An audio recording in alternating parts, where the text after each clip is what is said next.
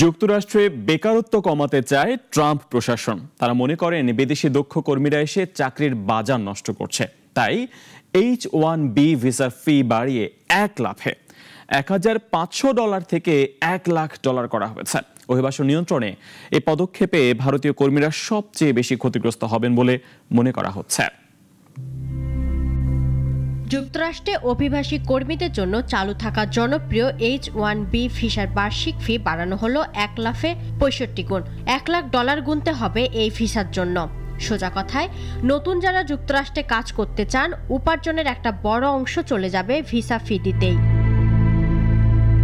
Trump প্রশাসনের বার্তা পরিষ্কার: নিজেদের বিশ্ববিদ্যালয়ের শিক্ষার্থীদের চাকরি দিন অথবা মার্কিন নাগরিকদের প্রশিক্ষিত করুন।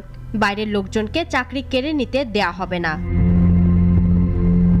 H-1B একটি বিশেষ ভিসার কর্মসূচি, যেখানে মার্কিন কোম্পানি দক্ষ বিদেশি কর্মীকে অস্থায়ীভাবে নিয়োগ দেন।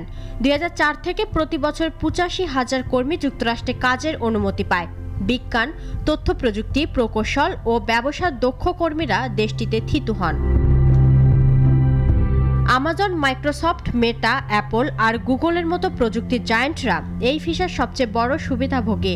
মাইক্রোসফটের সিইও সত্য নাদেলা, গুগলে আছেন সুন্দর পিচাই, টুইটারে ছিলেন পরাগ আগারওয়াল। নতুন সিদ্ধান্তে দেশ হিসেবে ভারতীয়রাই সবচেয়ে বেশি ক্ষতিগ্রস্ত হবেন।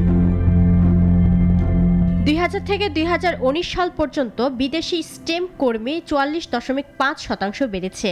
এখন যুক্তরাষ্ট্রে 71% ভারতীয়, 11.7% চীনা এবং 18.3% অন্যান্য দেশের কর্মী আছেন। তবে অনেকেই বলছেন এই সিদ্ধান্তের ফলে আমেরিকায় শিক্ষা গবেষণায় খরা আসতে চলেছে। একই সঙ্গে গতি আসবে ভারতে উদ্ভাবনে। গবেষণা, উদ্ভাবন, স্টার্টআপ, পেমেন্টের ঢেউ চলে আসবে ভারতের দিকে। ইফফাত আরা মিথিলা, নাগরিক।